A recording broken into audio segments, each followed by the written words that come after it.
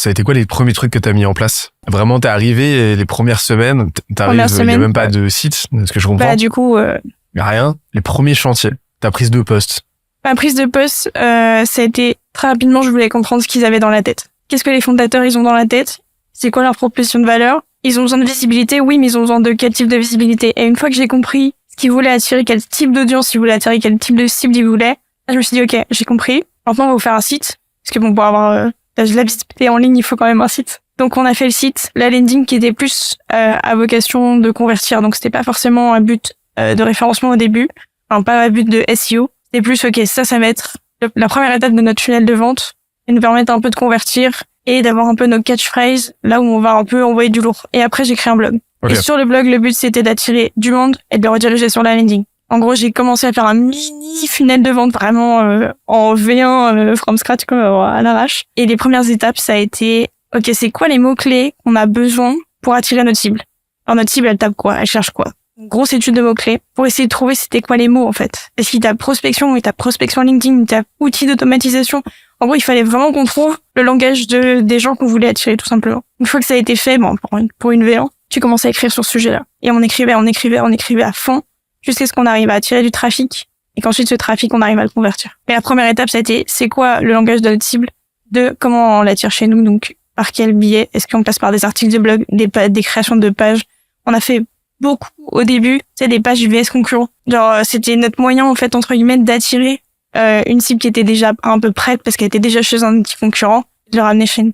Donc, c'était vraiment le tout début. On se dit qu'on fait plein de VS, on compare tous les outils et on fait des pages super quali sur ça. Et ça, au début, ça a super bien fonctionné. Et avec à la base, genre vraiment en partie en chapitre 0, ce travail-là de compréhension de la vision avec les fondateurs en fait. Ça a pris combien de temps pour quelle volumétrie de travail, genre combien de semaines, combien de mois cette phase-là pour combien d'articles publiés, Au début surtout vu que j'étais seule, je me suis pas mal éparpillée, tout ça, t'es dans mes premiers un peu dans mes premières boulettes, c'est que t'as envie de tout faire en même temps. Ouais. Et t'as envie que ça marche tout en même temps, donc tu t'éparpilles beaucoup et tu dispatches énormément de ton énergie. Mais comprendre la vision des fondateurs, elle se construit aussi au fil du temps et au fil du produit et au fil des clients que t'accueilles. Donc c'est un peu du full time, tu vois. Tout le temps être à l'écoute, tout le temps savoir, ok, c'est quel type de cible qu'on va attirer. Ah, on a attiré ça, on voulait pas ça, ok, on change. Et ensuite, après, c'est long quand même de faire un bon site et faire un bon blog. Je dirais 1-2 semaines, le temps que tout soit bien paramétré, bien setup. Et après, on a commencé à écrire un article par semaine. Un article par semaine pendant, ça, on a dû tourner sur un article par semaine pendant 6 mois, je pense. Après, on est passé à 2 articles par semaine. Après, on a commencé à recruter quelqu'un pour qu'il puisse venir m'aider un petit peu aussi sur la rédaction.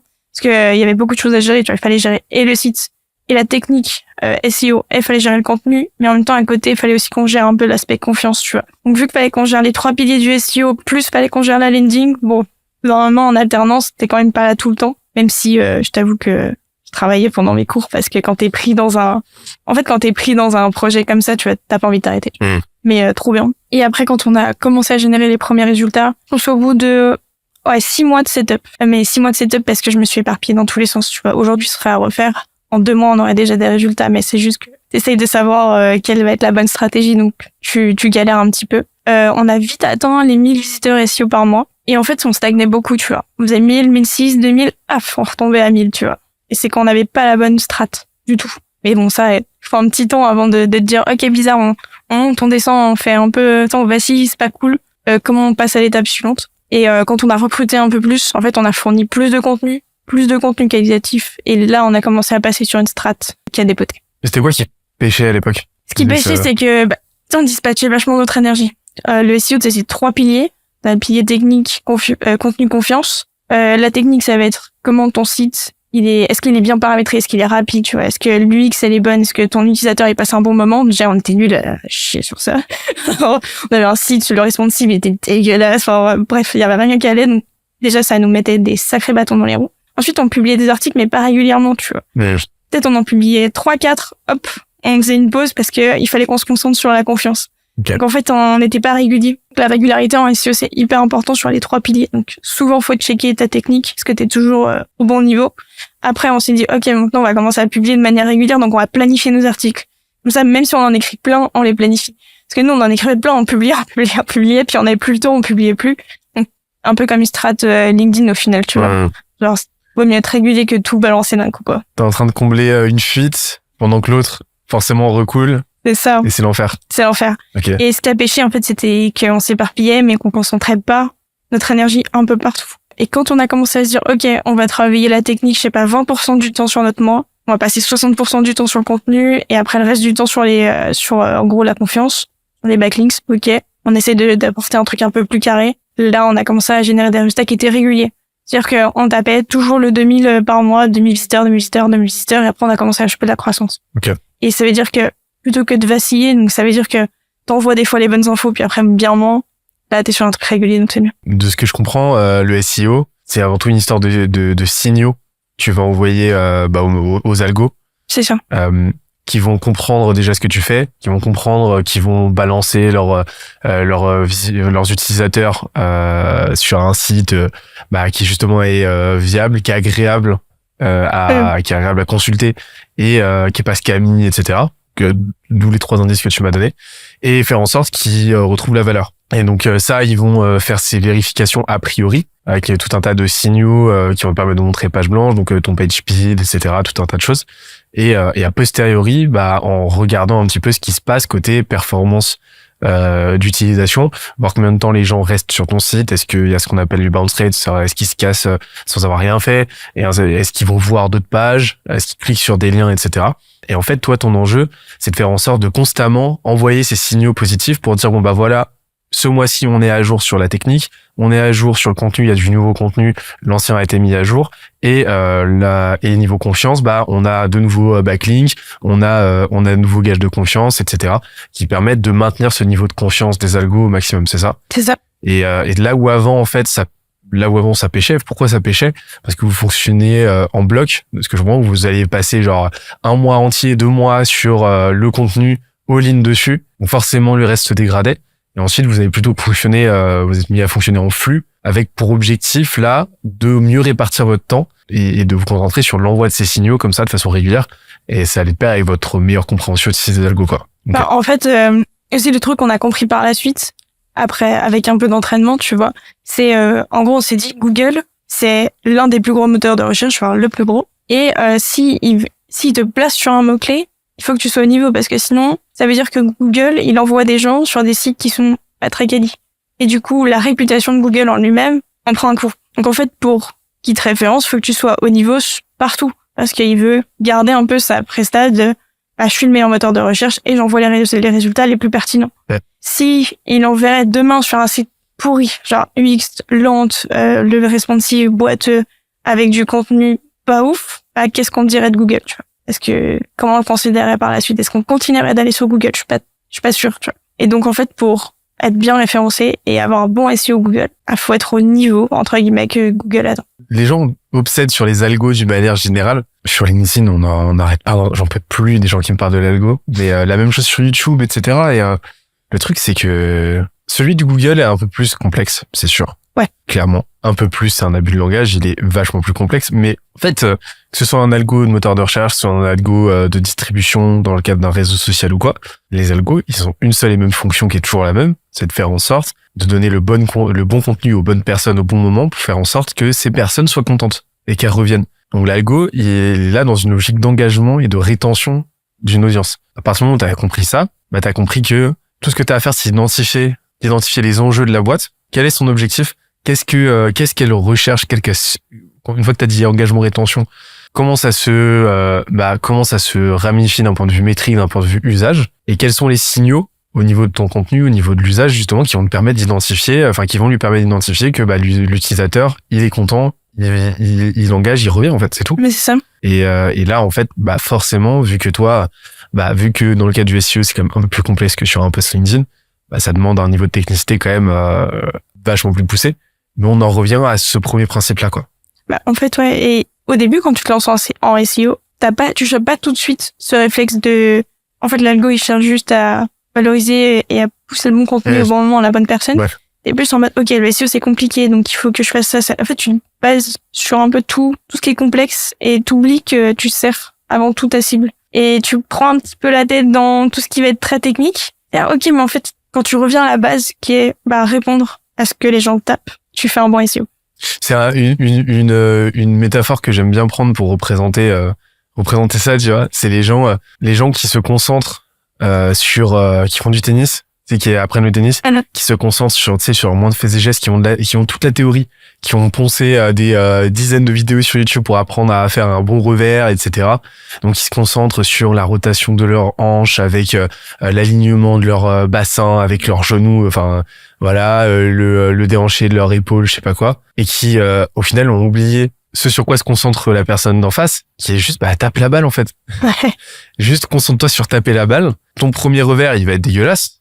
Mais forcément, déjà, tu vas la renvoyer la balle, au moins, à minima, parce que tu seras concentré sur ton objectif qui est de renvoyer une balle. Et à mesure que tu vas itérer et forcément, par la force des choses, tu vas t'améliorer, quoi.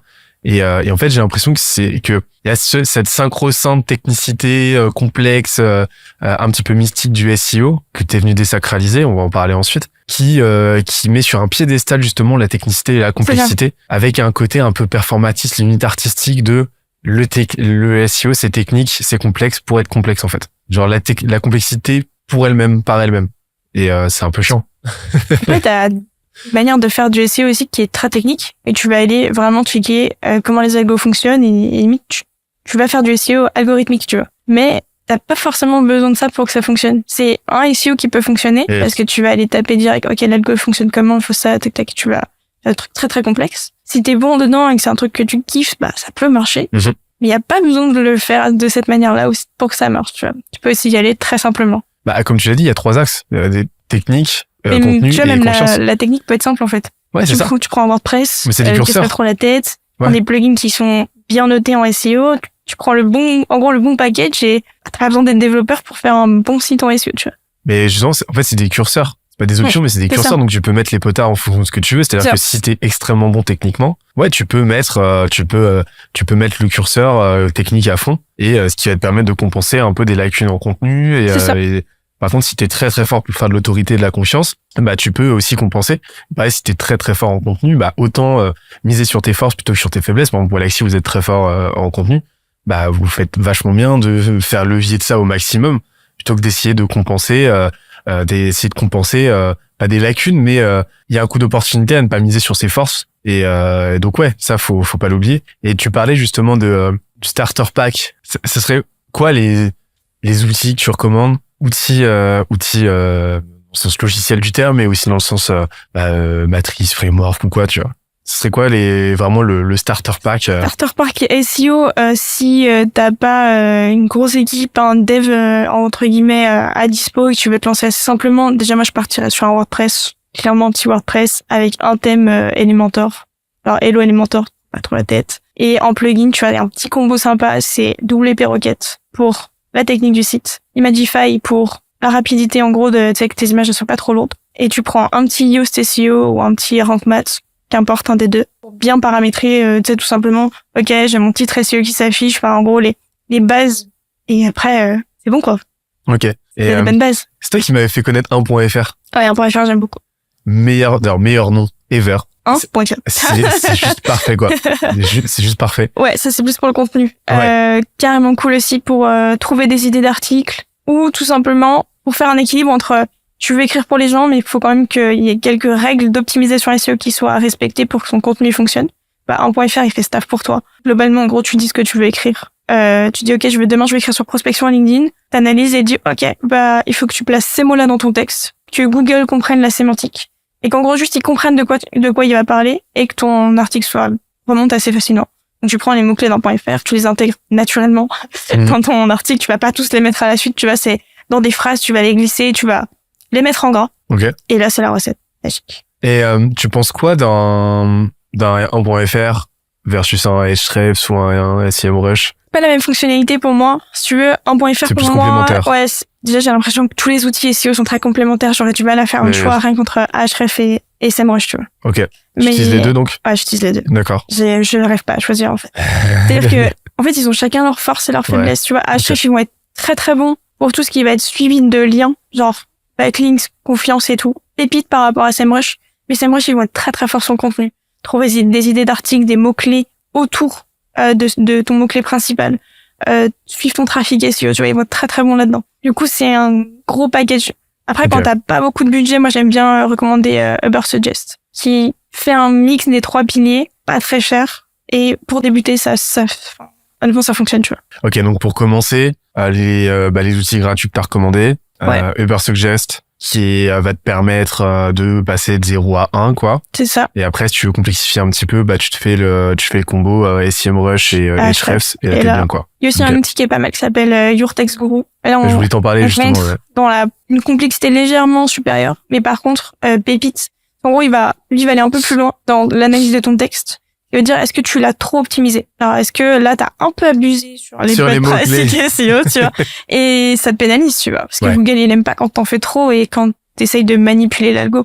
Il aime bien les bonnes pratiques, c'est sûr. Mais par contre, quand t'abuses et que tu mets ton mot-clé 15 fois dans ton texte, tu vois, non. Et Your Text Guru va te dire, OK, là, t'as trop un pourcentage d'optimisation qui est trop élevé, baisse. Et des fois, ça peut te débloquer aussi sur des positions. Tu recommandes d'être un peu suboptimal dans ton optimisation, c'est-à-dire dans un ordre de grandeur d'optimisation parfait à genre 100, tu vois, genre 100% d'optimisation potentielle par sécurité et par qualité aussi de l'expérience de lecture. Tu recommandes d'être un petit peu en deçà de ça? En fait, moi je pense que le pourcentage d'optimisation dépend du mot-clé. Chaque mot-clé, son pourcentage de petit. Et pour savoir à peu près à combien je vais aller optimiser un article, que ce soit avec un .fr ou Your Text Guru, je vais regarder les 3 premiers résultats. S'ils sont tous autour de 60, je vais aller me placer à 65.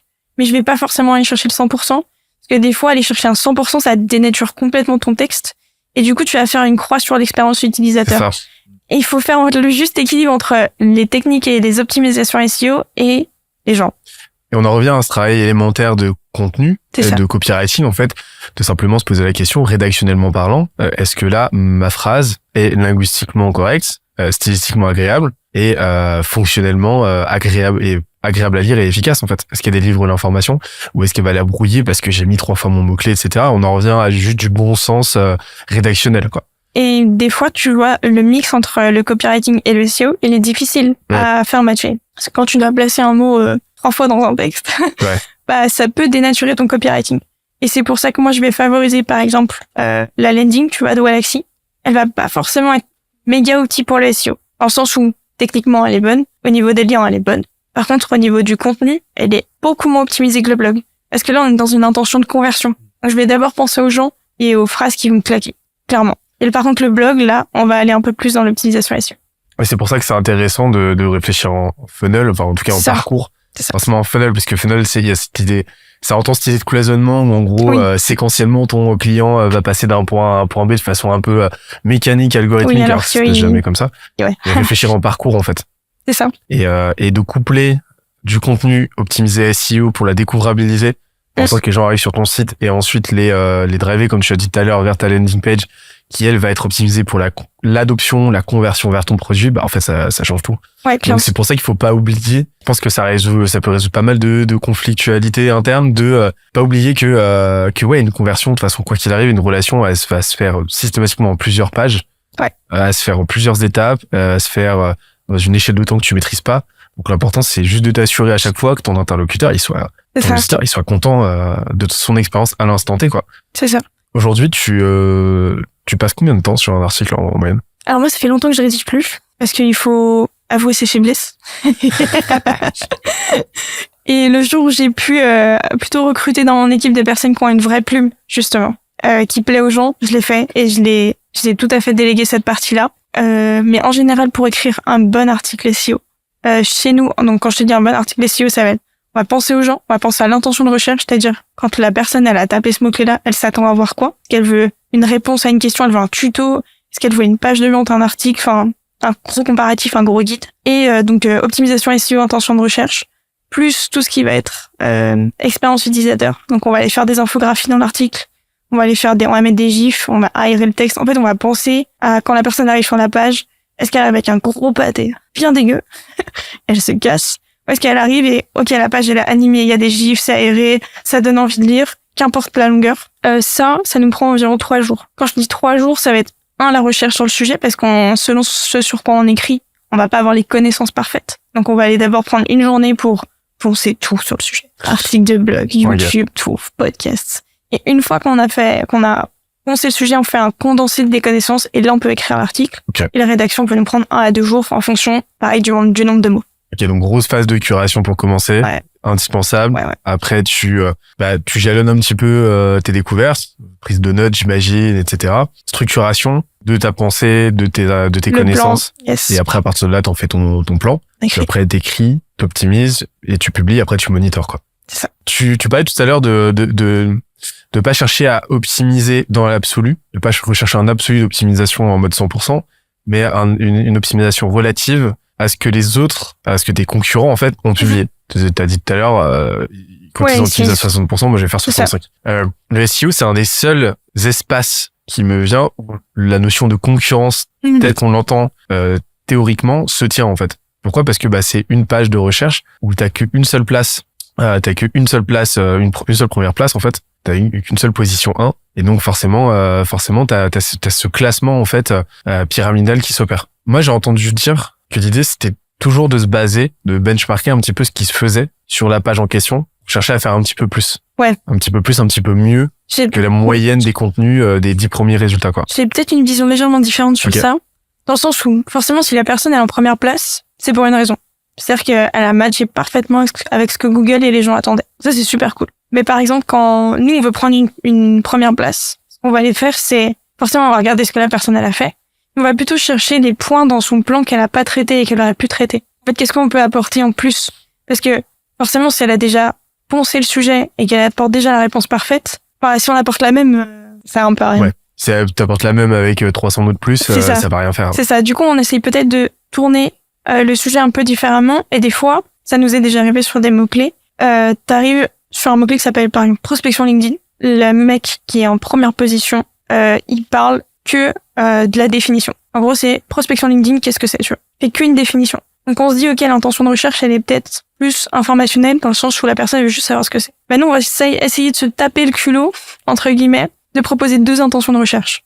On va proposer la définition, on va peut-être aller un peu plus loin, mais on va aussi proposer des outils pour aller un peu plus loin et c'est souvent sur des choses comme ça où en fait on mixe 2 intentions de recherche. Hop, on arrive à se positionner en première position et à le déloger, parce qu'on a proposé plus à l'utilisateur aussi, c'est-à-dire que OK, t'as compris ce que c'était, maintenant est-ce que tu veux aller plus loin? Donc en fait, on lui offre des chemins de possibilités pour aller plus loin dans le sujet. C'est dommage des fois de penser qu'un mot-clé a une seule intention. Par exemple, que les gens, ils veulent que savoir la définition. S'ils sont là dans un but de savoir la définition, peut-être qu'ils ont envie d'aller un peu plus loin. Donc, des fois, on essaye de mixer les intentions de recherche, d'en ajouter 2, 3, et se dire, OK, on verra ça prend ou pas. Ouais, toujours chercher à surdélivrer, quoi. C'est ça, et avoir un peu de culot aussi, je pense. Ouais, si, il faut avoir un peu de culot. OK. Faut dire, OK, tu penses que ça va pas passer, on va voir. OK. Et il y a des fois, sur des malentendus, ça passe. Ça passe bien et ça passe très bien. Et ça passe très bien. Et de toute façon, c'est un contenu que t'as produit, donc tu peux toujours le revaloriser par la suite. Pire, tu peux le modifier, tu fais ce que tu veux avec ton contenu, t'as testé et ça a pas pris, c'est pas grave, tu vois. C'est jamais des pertes sèches. Jamais. C'est jamais des... Donc, donc en fait, j'aime beaucoup cette idée de prendre un pas de côté, par rapport aux attentes. Parce que tu sais, il y a toujours un décalage entre les attentes connues, les attentes considérées ce que tu vas penser comme étant l'attente de ton audience et les attentes réelles. Donc toi, tu vas faire un travail de psychologie pour comprendre justement ce que ton interlocuteur attend. Dire, OK, comment est-ce que je peux délivrer plus, voire même anticiper un besoin qu'il aurait. Il recherche définition prospection LinkedIn. Enfin, prospection LinkedIn. Oui, il veut connaître le b.a.-ba, mais il veut peut-être savoir aussi comment, avec quels outils, voir comment comment débuter facilement en prospection LinkedIn. Donc, je vais lui parler de ça.